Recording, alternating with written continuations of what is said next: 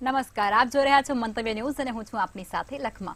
શું તમે kidney, prostate, પથરી કે પછી હૃદય રોગ જેવા અનેક જે બીમારીઓ છે તેના વિશે જાણવા માંગો છો તો આ એપિસોડ તમારા માટે જ છે. જી હા, આજકાલ પથરીની સમસ્યા ખૂબ જ વધી રહી છે અને જેમાં પુખ્ત વયના યુવાનો સહિત વૃદ્ધો અને હવે તો બાળકોની અંદર પણ આ સમસ્યા જોવા મળી રહી છે. તે એક મોટો પડકાર છે. ત્યારે ન્યુરોલોજીના નિષ્ણાંતને મળવાની જરૂર ક્યારે પડે છે, બોડીના કયા પાર્ટમાં પથરી કેવા પ્રકારનું નુકસાન કરે છે, કેટલા એમએમની પથરીનું ઓપરેશન કરાવવું પડે છે અને તે ન થાય તેના માટે શું કરવું જોઈએ તે જાણીશું આજની આ વિશેષ ચર્ચામાં.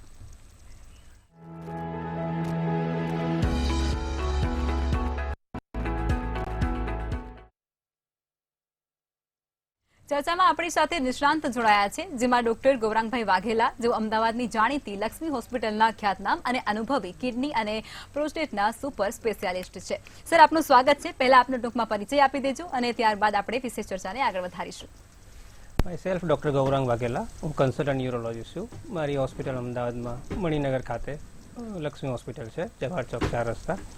હું પર્ટિક્યુલરલી કિડની, પથરી, પ્રોસ્ટેટ કેન્સર, પ્રોસ્ટેટ રિલેટેડ બીમારીઓ તથા બાળકોમાં થતી ખાસ પથરીઓ અને બાળકોમાં થતા રોગો એટલે કે પીડિયાટ્રિક યુરોલોજી એમાં હું ખાસ ઇન્ટરેસ્ટ ધરાવું છું. આની લગભગ બધી જ ટ્રીટમેન્ટ અમે અમારી હોસ્પિટલમાં આપીએ છીએ. બિલકુલ. હવે તમે પથરી વિશે જણાવો દર્શક મિત્રોને કે પથરી આપણને થાય છે, કયા પાર્ટમાં હોય તો તે ગંભીર અસર પહોંચાડી શકે છે, કયા પાર્ટમાં હોય તો તેને આપણે ઓપરેશન વગર દૂર કરી શકીએ છીએ અને કેટલા એમએમની પથરી હોય છે તેને આપણે ઓપરેશન વગર દૂર કરી શકીએ છીએ. પથરી કેવું છે કે આપણા ગુજરાતમાં, રાજસ્થાન, મધ્યપ્રદેશ, મહારાષ્ટ્ર આ બધા આપણા ભાગમાં ગરમી ખૂબ પડવાના કારણે લગભગ 50થી 60% લોકોને પથરીઓ થાય છે. એનું સ્પેસિફિક કારણ હજુ શોધી શકાયું નથી, પણ ઘણા લોકો માને છે કે પાણીના ક્ષારના કારણે કે ખોરાકના કારણે થાય છે, પણ એનું પ્રમાણ બહુ જ ઓછું હોય છે. જનરલી પથરીઓ શેના કારણે થાય છે એનું એક્ઝેક્ટ હજુ રીઝન મળતું નથી. અમુક પેશન્ટમાં છે, જેમ કે 20થી 30% પેશન્ટમાં એનું કારણ શોધી શકાય છે. બાકી બધા પેશન્ટમાં જેને પથરી એકવાર થાય છે અને રેગ્યુલર થતી જ હોય છે. ઘણા ફેમિલીમાં પણ વારસાગત જોવા મળતા હોય છે, કારણ કે એમનું ખાવાનું પીવાનું અને શું કહે ફૂડ ઇન્ટેક અને હેબિટ બધી સેમ જ હોય છે. અને પથરી જનરલી શરીરના ઘણા બધા ભાગોમાં થાય છે, પણ આપણે પર્ટિક્યુલર ખાલી આપણે કિડની એટલે કે જેનેટો યુરિનરી સિસ્ટમ માટે જ આપણે વાત કરીશું. કિડનીમાં પથરી થઈ શકે છે, કિડનીમાં અંદર કિડનીની નળીમાં એટલે કે યુરેટરમાં, પછી પેશાબની થેલીમાં, ઘણીવાર પ્રોસ્ટેટમાં પણ પથરી થાય છે. એટલે આ બધી પથરીઓ મોટાભાગે સિમ્ટમ્સ નથી, એટલે કે ચિહ્નો નથી આપતી હોતી, પણ જ્યારે ચિહ્નો આપે જનરલી પથરી ફસાય છે, કિડની પર સોજો આવે છે કે ઇન્ફેક્શન કરે છે, આવું કંઈ થાય તો જ આપણને સિમ્ટમ્સ આપે અને એની માટે ચેકઅપ કરાવવા જઈએ ત્યારે આપણને ખબર પડે છે. પથરીઓ જનરલી 1-2 એમએમથી માંડીને 70-80 એમએમ સુધીની પણ હોય છે. એની કોઈ લિમિટ નથી.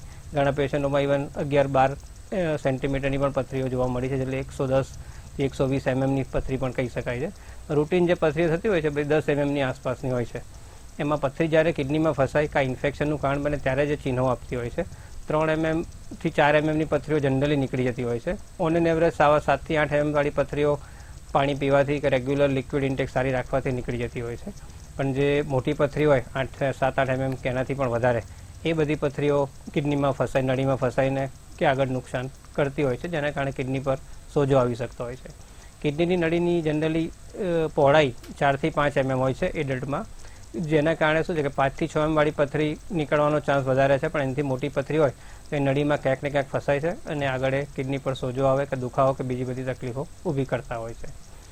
કિડનીની પથરીઓ લગભગ 5થી 6 ટાઈપની હોય છે, જેમાં મોટાભાગની જે મોસ્ટ કોમન હોય છે જે કેલ્શિયમ ઓક્ઝેલેટ ટાઈપની હોય છે. એ સિવાય uric acid, triple phosphate, cystine, xanthine અને એવી અલગ અને મિક્સ ટાઈપની ઘણી પથરીઓ થતી હોય છે. મોટાભાગની 80% પથરીઓ કેલ્શિયમ ઓક્ઝેલેટની જ જોવા મળે છે. બિલકુલ. હવે પીડિયાટ્રિક ન્યુરોલોજી એટલે શું અને તેના કેવા કેવા પ્રકાર હોય છે અને કેવા પ્રકારનું નિરાકરણ અને નિદાન તેની અંદર કરવામાં આવે છે, કારણ કે આજકાલ બાળકોમાં પણ પથરીના કિસ્સાઓ વધી રહ્યા છે.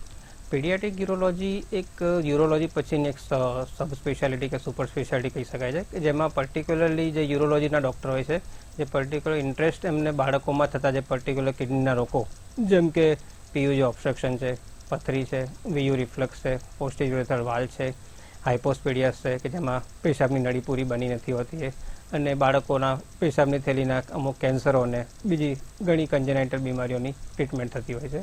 હમણાં પોપ્યુલેશન વધવાના કારણે અને આ ડાયગ્નોસ્ટિક ફેસિલિટી જેમ કે sonography, CT scan nuclear imaging, DTPA scan, એ બધાના સેન્ટર વધવાના કારણે અને લોકોની અવેરનેસ વધવાના કારણે હવે નાના બાળકોમાં પણ આ બધા રોગોનું નિદાન થઈ રહ્યું છે, જે ઘણું સારી વસ્તુ છે કે જેના કારણે નાની ઉંમરે જે આપણે બાળકોમાં પથરીઓ કે આજે હું બોલ્યો બધી બીમારીના કારણે જે કિડનીનું નુકસાન થતું હોય છે, એ જો પ્રોપર ટાઈમ પર ડાયગ્નોસ થઈ જાય તો આપણે આગળ નુકસાન થતું અટકાવી શકીએ છીએ. પહેલાં 5 વર્ષમાં કિડનીનો ગ્રોથ ઘણો ઇમ્પોર્ટન્ટ હોય છે. જો આ દરમિયાન જ આ બધી જે બીમારીઓના કારણે જો કિડનીમાં કંઈ બ્લોકેજ થાય, કે કિડની પર સોજો આવે, કિડનીનું ફંક્શન ડેમેજ થાય, તો એ કિડની આગળ ગ્રો થતી પ્રોપર થતી નથી, જેના કારણે કિડનીનું નુકસાન થાય છે અને ભવિષ્યમાં પેશન્ટને ક્રોનિક રિનલ ફેલિયર કે બ્લડ પ્રેશર અને બીજી ઘણી બીમારીઓ થઈ શકે છે. અને ઘણા પેશન્ટો તો 30 થી 40 વર્ષની ઉંમરે જ કિડની ટ્રાન્સપ્લાન્ટમાં એને કરાવવું પડતું હોય છે. એટલે આ પીડિયાટ્રિક યુરોલોજી બ્રાન્ચ ખૂબ જ અવેરનેસ એની ઇમ્પોર્ટન્ટ છે. એટલે બહુ ઓછા ડૉક્ટરો આમાં ઇન્ટરેસ્ટ લઈને કામ કરતા હોય છે, પણ અમારે અહીંયા સેન્ટરમાં બાળકોના રિલેટેડ પથરીઓ અને પીયુજ ઓબ્સ્ટ્રક્શન અને બીજી બધી જ બીમારીઓની પ્રોપર સારવાર અમારી મળે છે. અમારી પાસે પૂરી પીડિયાટ્રિક સર્જન, હું પોતે પીડિયાટ્રિક યુરોલોજિસ્ટ અને બીજા આપણે પીડિયાટ્રિક નેફ્રોલોજિસ્ટ, આખી ટીમ અમારી અવેલેબલ છે. અને અમારી હોસ્પિટલમાં કે મેડિક્લેમ, કેશલેસ અને આયુષ્માનની પણ ફેસિલિટી અવેલેબલ છે. તો એવા દર્દીઓને જરૂર હોય તો અમે એમને પૂરી ટ્રીટમેન્ટ આપીએ છીએ. બિલકુલ. હવે કિડનીની અંદર આવી કોઈ બીમારી ન થાય તેના માટે લોકોને કેવી પ્રકારની જાગૃતતા રાખવી જોઈએ? પહેલું તો એ છે કે જેને પથરી થતી હોય એને એક તો રેગ્યુલર ચેકઅપ કરાવવું પડે. મોટાભાગે શું અમારી પાસે પથરીવાળા પેશન્ટો આવે ત્યારે ખૂબ જ પેનિક હોય કે સાહેબ મટાડી દો, પણ એકવાર ઓપરેશન થઈ જાય, પથરી નીકળી જાય, પછી બિંદાસ થઈ જાય છે, પછી એ લોકો પાછા આવતા નથી. ઓન એન એવરેજ 3 થી 5 વર્ષે પથરીઓ ફરી મોટી થાય છે કે જેનું ઓપરેશનની જરૂર પડતી હોય છે. એટલે એવું ના થવા દેવું હોય તો આપણે શરૂઆતથી જ ઓપરેશનના 3 મહિને 6 મહિનાના અંતરે આપણે રેગ્યુલર સોનોગ્રાફી અને યુરિન બ્લડના ટેસ્ટ કરાવીને યુરોલોજિસ્ટ ડૉક્ટરને કન્સલ્ટ કરતા રહેવું જોઈએ. તો એમાં કંઈ પણ ચેન્જ દેખાય તો આપણે એ પ્રમાણે આગળ દવાઓથી કે એનાથી નોન સર્જિકલ મેનેજમેન્ટથી આપણે ટ્રીટમેન્ટ કરી શકીએ. પથરી ના થાય એના માટે બધાને ખ્યાલ જ છે કે રેગ્યુલર પાણી પીવું જોઈએ, પણ શું કેટલું પાણી પીવું જોઈએ એ બહુ ઇમ્પોર્ટન્ટ વસ્તુ છે.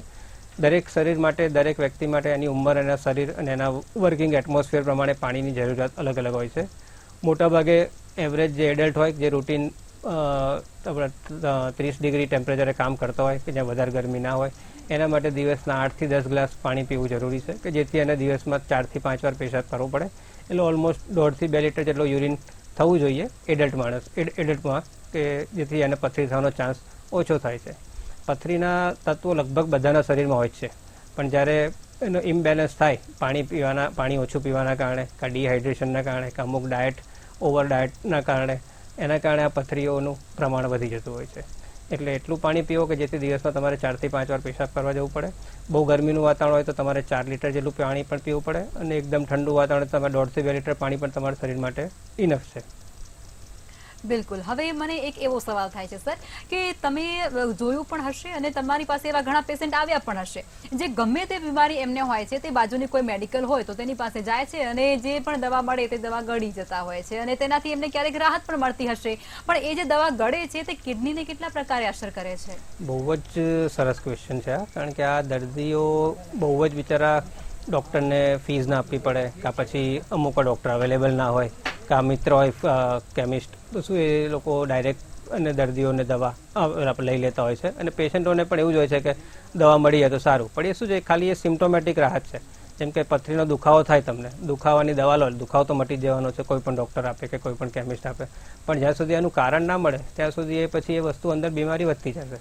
અને લાંબા ગાળે જો રેગ્યુલર પેઇન કિલર લેવામાં આવે, જેમ કે NSAIDs કહેવાય છે, જેમ કે ડાયક્લોફિનેક, જે બધાને લગભગ ખબર જ હોય છે, ડાયક્લોફિનેક કરીને ટેબ્લેટ આવે છે, એ બહુથી સારામાં સારી પેઇન કિલર છે, પણ એટલું જ કિડનીને નુકસાન કરે છે.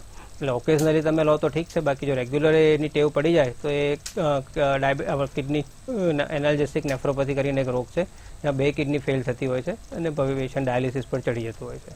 એટલે બેટર છે કે કોકવાર લઈ લો ઇમરજન્સીમાં, બરાબર છે, પણ હોય ત્યાં સુધી કોઈ ડૉક્ટરને કન્સલ્ટ કરીને જ દવાઓ લેવી. બિલકુલ ચોક્કસથી. હવે આપણે ત્યાં આપણા સમાજમાં કે પછી આપણા રાજ્યની અંદર કે દેશની અંદર સર્વત્ર આ વસ્તુ જોવા મળે છે કે આપણાની અંદર એક ફેમિલી ડોક્ટર હોય છે અને આપણને માથું દુખે, પેટ દુખે, તાવ આવે, શરદી, ઉધરસ, આપણને કેન્સર જેવી ભયંકર બીમારી હોય તો પણ આપણે તેની પાસે જતા હોઈએ છીએ અને તે આપણને જે કે આપણે કરતા હોઈએ છીએ એ કેટલું યોગ્ય?